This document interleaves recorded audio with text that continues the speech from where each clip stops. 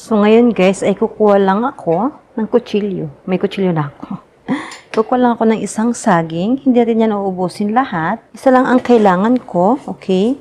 And then, may apple tayo. Dito ako sa kabila. Dahil ako po ay kalawetsi.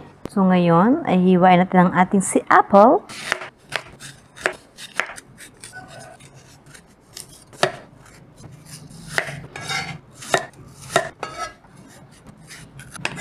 Okay, so itabi na natin yan. Tabi mo muna. Tabi-tabi kayo dyan.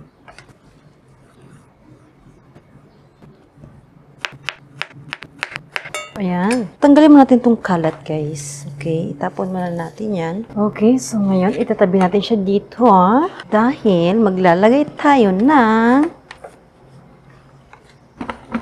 charan! Uy, hindi nakita. Here. Dito ka, dong. Okay, usog-usog. Ngayon, guys, yan yung ating apple. Uy, hiwain ko muna siya. Sa gitna. Hiwain natin sa gitna yan. Okay? Okay, lagayan si apple dyan.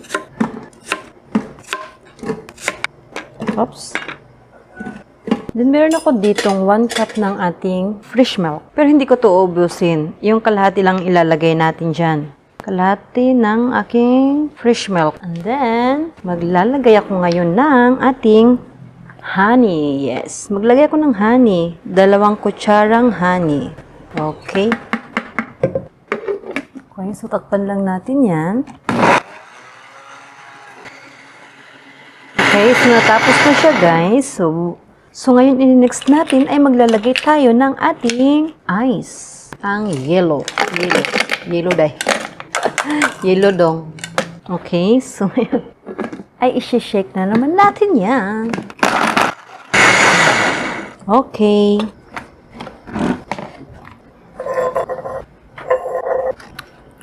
Ang super yummy na shake. Apple with banana. O, diba guys?